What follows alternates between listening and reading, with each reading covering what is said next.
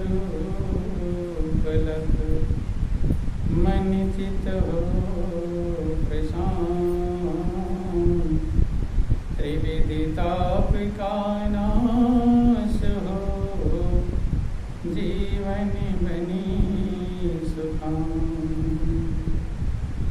महाभयानक अरु कठिन भवसागर गंभीर नाम जहाज बिठाए कर मेटी जन की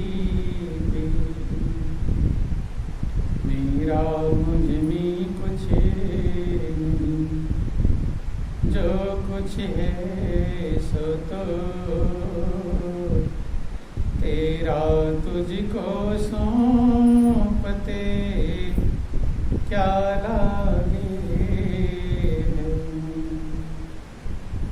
बोली प्रेम सृष्टिदेव महाराज की जय सच्चिदानंद भगवान की जय बोलो वृंदावन बिहारी लाल की बहुत ही सौभाग्य का समय है कि उस महाप्रभु की असीम दया दृष्टि से हम सभी लोगों को ये सत्संग का परम पावन अवसर मिला है। वास्तव में ये परमात्मा की बहुत बड़ी कृपा कहलाती है और बहुत बड़ी दया कहलाती है, क्योंकि जब तक परमात्मा की कृपा नहीं होती तब तक जीव को सत्संग मिल पाता नहीं। आ भी जाता है, सुन भी लेता है, लेकिन जीवन में उतार पाता नहीं। सत्संग मिलने का मतलब है कि हम उसे अपने जीवन में उतार लें, पालन कर लें। यही कारण सत्संग में तो आते बहुत सारे लोग हैं, लेकिन सुधार बहुत कम लोगों का हो पाता है। क्योंकि जो उतारता है, जैसे स्कूल में बच्चे बहुत सारे जाते हैं, लेकिन उसमें टॉप कोई बिरला करता है, डीएम की कुर्सी कोई बिरला ही प्राप्त कर पाता है। अध्यापक ने सबको एक ही पैसे पढ़ाया, लेकिन फिर भी पढ़ने वाले के ऊपर निर्भर करता है। यही हाल यहाँ का भी है। सत्संग में 3 बातें हैं। पहला काम है सुनना, दूसरा काम समझना और तीसरा काम करना। तीनों जो काम हो जाएगा तब उसे कहते हैं कि सत्संग मिल गया। क्या कहते हैं? सत्संग मिल गया। अगर सिर्फ सुन लिया तो परमात्मा ने इधर से एक कान दिया है और इधर दूसरा कान, इस कान से सुने और इस कान से निकाल दिए। दिमाग थोड़ा ऊपर लगाया है। कहाँ लगाया? ऊपर।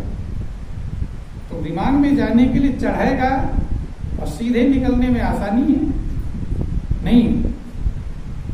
तो इसलिए महापुरुष समझाते हैं कि ग्रहण करने के लिए मनुष्य को योग्य होना चाहिए।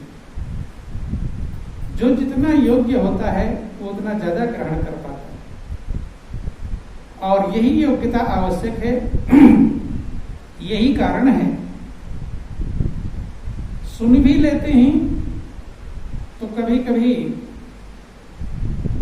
सुनाया कुछ जाता है, लेकिन मनुष्य समझता कुछ और, कुछ का कुछ समझ लेते हैं।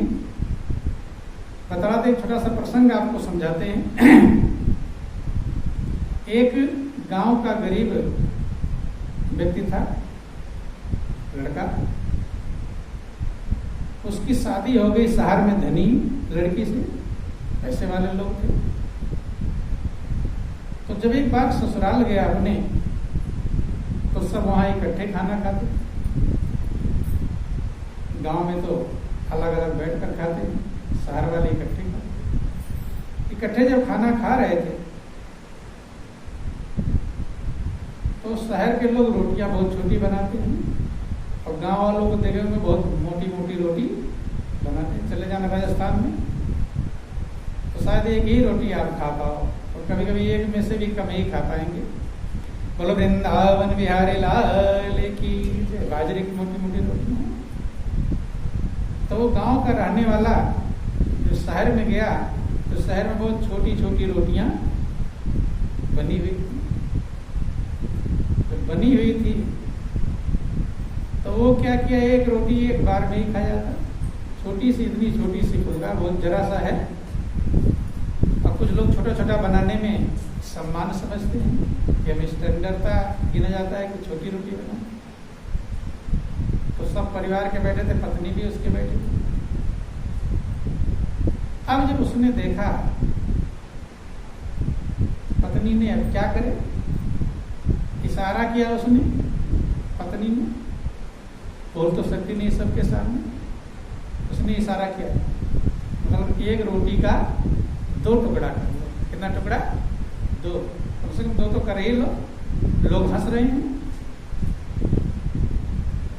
अब उसने कहा कि एक रोटी का 2 टुकड़ा कर लो, इशारे से। वो क्या समझा कि मैं गड़बड़ कर रहा हूं, एक रोटी एक बार में खा रहा हूं, 2-2 खाना चाहिए। नहीं समझ में? क्या समझा? 2-2 खाना चाहिए। तो इसीलिए कहा क्या गया, और अगले ने समझा, और 2-2 रोटी खाना तो और मुंह भर गया, और लोग हंस रहे हैं। बोलो वृंदावन बिहारी लाल की जय। तो यही महापुरुष कहते हैं कि महापुरुषों की जो वाणी होती है बहुत गूढ़ होती है। कहते हैं कि 12 वर्ष रहो संतों की टोली, तब समझो एक बोली। क्यों कुछ का कुछ समझते हैं? आपको कहा जाता है कुछ और आप करने लगते हैं कुछ। ये अज्ञानता, ना समझी के कारण। अगर कहने से समझने वाला समझ जाता तो वही बात 10 बार कहने की जरूरत नहीं। यही कारण है कि महापुरुष समझाते हैं ये 3 चीजें कठिन है। पहला तो कहना कठिन है। क्या कठिन है? कहना। क्योंकि महापुरुष विचार करते हैं क्या मैं कहूं जिससे आपके ऊपर प्रभाव पड़ जाए और आप पालन कर लो, अपना कल्याण कर लो। तो कहने के लिए भी सोचना पड़ता है, नहीं सोचना पड़ता। कौन सी बात कहीं जो आपके कान में से निकल ना जाए, हृदय में जाकर प्रवेश करे, असर करे और आपका मन पालन के लिए तैयार हो जाए। तो रामायण में लिखा गया कि कहत कठिन समुझत कठिन और साधत कठिन विवेक, हो ये गुणाक्षर न्याय जो तो प्रति हुएनी। के कहत कठिन समझत कठिन। पहला काम कहना कठिन है। क्या ढूंढ कर लावें, क्या कहें जिससे जीव की गहराई में उतर जाए। अगर कहानी के अनुसार जीव कर ले तो बहुत बड़ा कल्याण होगा, फिर किसी का कल्याण रुकने वाला नहीं। लेकिन कहने वाले का सुन लेते हैं, अब उसको अपने मन की तराजू पर तोलते हैं। किस पर तोलते हैं? मन की तराजू पर तोलते हैं। पहले गुरु ने तौल करके जो बातें निकालते होंगे वो पहले तौल करके तब आपको देते होंगे, लेकिन आप उनका तोला हुआ नहीं मानते। मानते? पता नहीं सही ना तोला हो तो उसे अपने मन की तराजू पर तोलते हैं, सही है कि तो तराजू अगर सही हो तब तो तोल सही हो जाएगा। अब तराजू में अगर क्या कहते हैं पासंग हो, पासंग समझते हैं आप? तराजू सीधा रखो तो एक इधर नीचे एक ऊपर बिना बांट के रहे तो उसे क्या कहते हैं? पासंग। तो अगर तराजू में पासंग है तो सही तोल होगा? फिर सही तोल होने वाला नहीं। तो मन में अगर पासंग है तो तोल लेगा, फिर वो गड़बड़ तोलेगा। रहेगा कुछ और तोलेगा कुछ। रहेगा 10 किलो तो बताएगा 5 किलो। अगर तराजू में पासंग है तो जब जीव उसे अपने मन के तराजू पर तोलता है और मन में जन्म जन्मांतर का पासंग मौजूद है, कमियां मौजूद हैं, विकार मौजूद हैं, तो जब वो तोलता है तो उल्टा सीधा ही तोल जाता है। तो तोलने वाले ने तो बताया था कुछ, तो हमारे मन ने तोला कुछ का कुछ हो गया, अब झंझट पड़ गई। तो इसलिए महापुरुष कहते हैं, वर्णन है रामायण में कि कहते कठिन समुझत कठिन और साधत कठिन विवेक, होए गुणाक्षर न्याय जो तो प्रति होए नी। कहत कठिन समझत कठिन, कहना कठिन और दूसरा काम समझना कठिन। समझ में अगर कुछ आ भी गया फिर उसका साधना पालना कठिन, पालन करना कठिन।